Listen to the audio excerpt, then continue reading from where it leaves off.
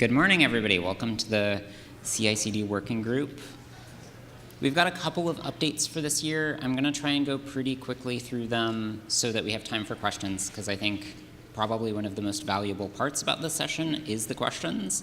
We'll leave maybe like a couple short minutes for questions right after this presentation. Caetano is going to give a quick follow-up to this presentation, talking about some of the specific details of what we've been working on over the last year to make it easier to use the CI/CD system with a lot of the HPSF resources.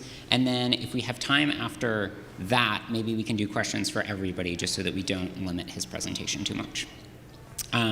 If you are new to the CI/CD working group, my name is Alec Scott. I'm Zack Galbreath. Zack and I co-lead this working group. So this working group meets every other week.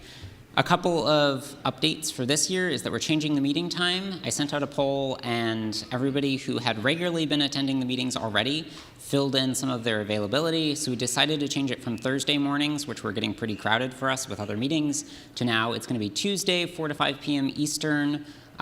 That's 1 to 2 Pacific time. We've also gone ahead and enabled AI summaries from our biweekly discussions. And so if you're unable to make that time, but you want to keep up with what's currently going on with the group, my plan is to post these, kind of a shortened version of them, and then a link to the full AI summary from Zoom after every meeting so that you guys can keep up with that. The meetings are also recorded. I did want to ask some folks if they find that helpful, if anyone's going back and watching them, or if we're just filling up the Linux Foundation Zoom account.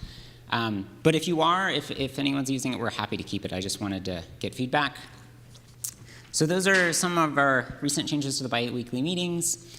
If you weren't in this session last year, or you haven't heard about the working group prior to coming here, a quick step aside in background for why this group exists.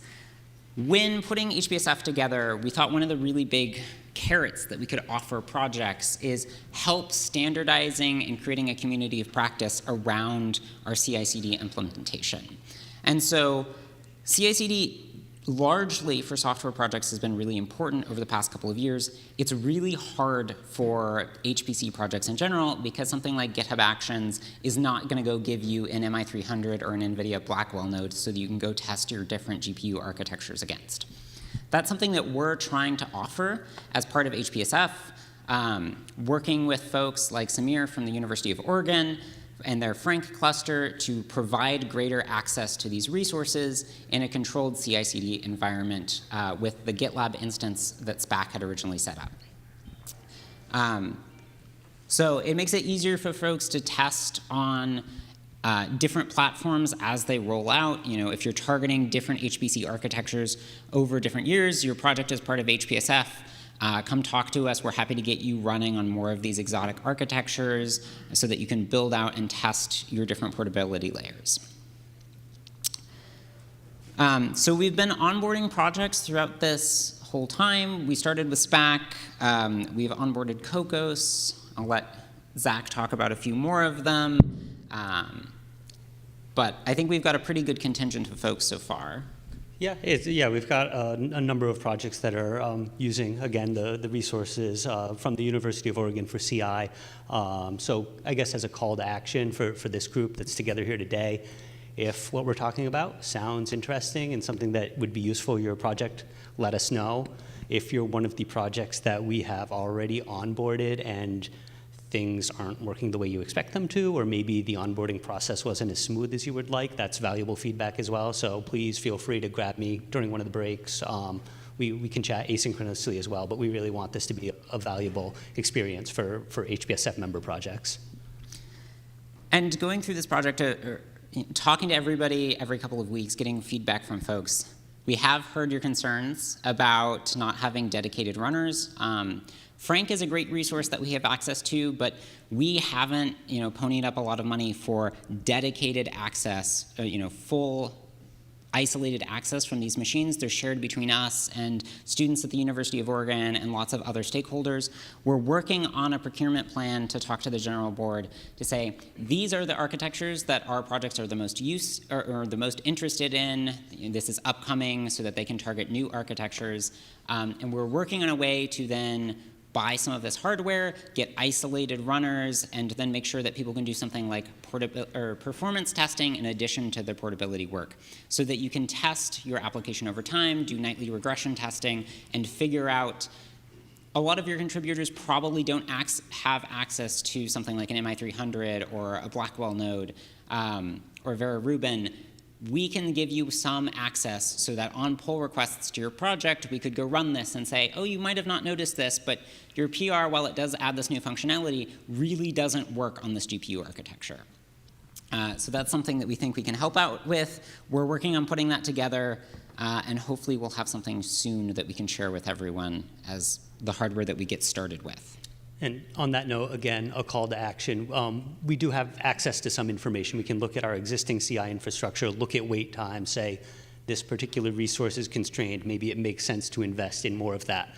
What we can't see is if you guys are like, oh, I wish we had a DGX Spark or something, and we don't. We have no visibility into that. So again, if you are existing users of the HPSF CI system and there are gaps in our current offerings that would really be beneficial, please let us know. We know folks have also talked about, in addition to different GPU architectures, which is really big these days, but also asking for operating system variability, ARM and x86 variants. So yeah, let us know what you are most interested in, and we will continue working on this plan and talking to the general board.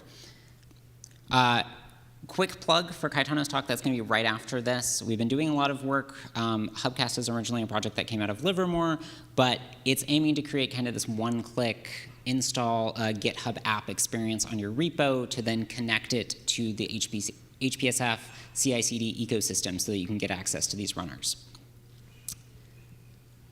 Axel did a really cool shout out the other day about code speed. Yeah, I don't know what it is either. And so we've been working with the benchmarking working groups, with the binary working group, to see how we can really flush out this ecosystem so that you can do regression testing, portability testing, benchmarking of your application, and then distribute signed and secure binaries that we create out of this build farm. So the efforts that we're bringing together, I talked about Hubcast a little bit. That is the piece that is mirroring your work over from GitHub at the moment.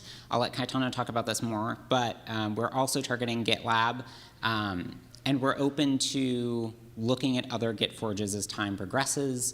That then connects into our highly available GitLab that we're hosting on AWS, and then that points at the runners at the University of Oregon. So a little bit of an architecture layout. For folks that are interested, Sameer's got a really great page detailing all of the different runners that are available inside of the Frank cluster. So if you are an HPSF project and you're really interested in a specific architecture, go talk to Sameer or talk to us, come to the working group. We're happy to help you get running on one of these platforms. And then, yeah, let us know if there is a platform that you'd really like to see that doesn't exist, like a DGX Spark. Lastly, before we jump to Caetano's talk and then open it up for questions, we've got a Slack channel on the HPSF Slack. Come chat with us. This is where I'll be posting the AI summaries.